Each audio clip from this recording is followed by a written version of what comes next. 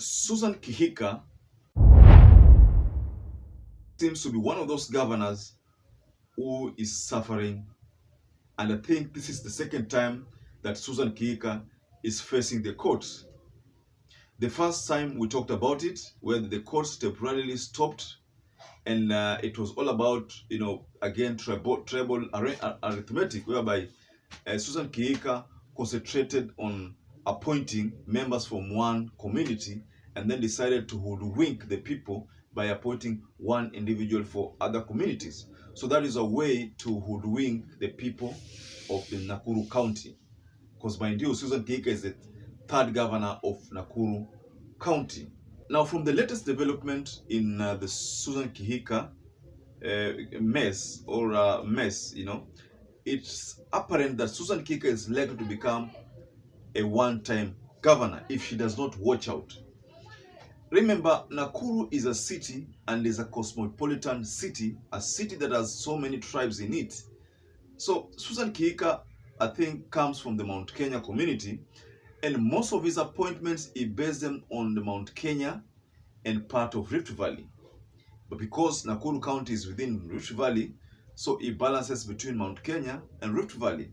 Mind you, there are other tribes that are in Nakuru County, and these tribes, they pay county levies, they pay taxes, they pay kodi zote za hapo zile zinakusanywa na mamlaka ya county.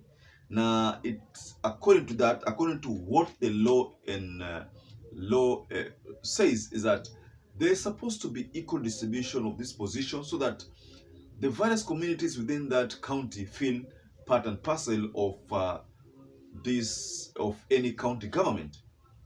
Mind you, I have noticed that it is only the UDA governors who are facing nepotism issues and are facing charges that are facing problems related to favorism. Most of the Mount Kenya counties are the ones which are facing that problem. But then there is a statement that was posted, and let me read this statement for you. That pending the hearing of this application, inter partes or such further or other orders of this court, the County Assembly of Nakuru, through the third respondent, that is the Speaker of the County Assembly of Nakuru, is restrained from considering, approving, or vetting the listed chief officers named by the clerk to the said County Assembly. What does that mean? S.KIHIKA alifanya ile kosa tena. Aliteua watu kutoka kabila moja au mbili pekee. Now, for the second time, KOOME Court is applying chapter 6, though selectively, because when William Samoei Ruto, and allow me to use that example, William Samoei Ruto appointed a cabinet secretaries. You saw in that list that majority of the cabinet secretaries came from Mount Kenya. In statistically, I think people have equated it to 40% of the slots of the cabinet slots went to one community, and then I think around 30% went to the Rift Valley community, the Kalenjin in specific, and then the rest of the positions were distributed to the rest of the communities. I think that most people cried foul about, but the president is exercising his right to appoint people he trusts, but the distribution of this post to the communities was not done diligently.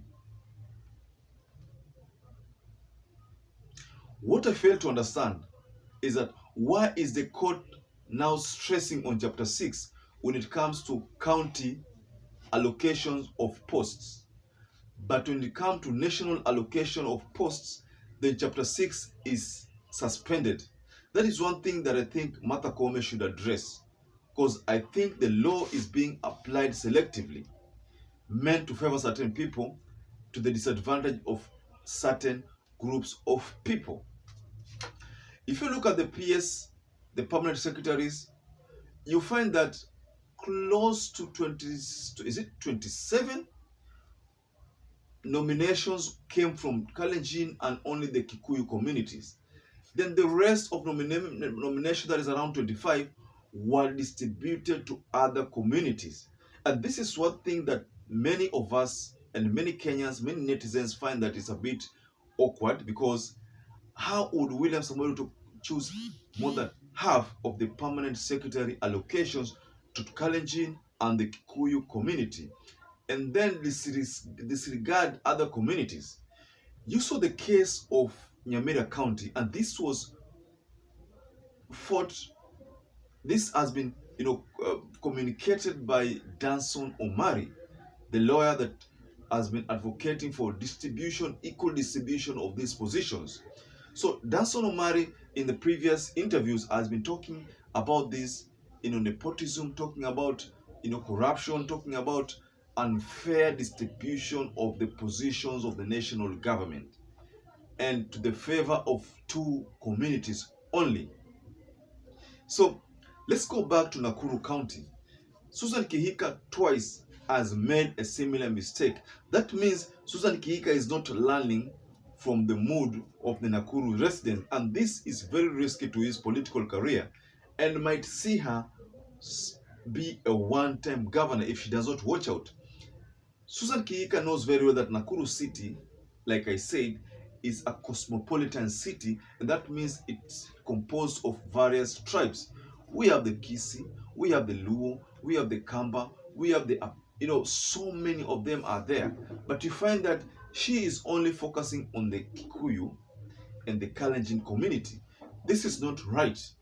And this is not what our forefathers fought for. It is not what is enshrined in the Constitution of the Republic of Kenya. So I think Susan KIHIKA needs to learn from that and distribute the posts accordingly. Otherwise, she's going to be a one-time governor. So ladies and gentlemen, kindly share what your opinion is all about regarding this move by Susan KIHIKA to only selectively decide to work with Kikuyu and the community in her county government. Ladies and gentlemen, allow me to wind up there, but please, if you're a first-time viewer, take a moment and subscribe to Yoleno TV. Once again, I'd like to say thank you so much for those who've been supporting us. We've made it to 13K subscribers thanks to you, and because of you, that's why we have that number. So I'd like to leave you those few remarks, and please stay blessed, and until we meet again for another analysis.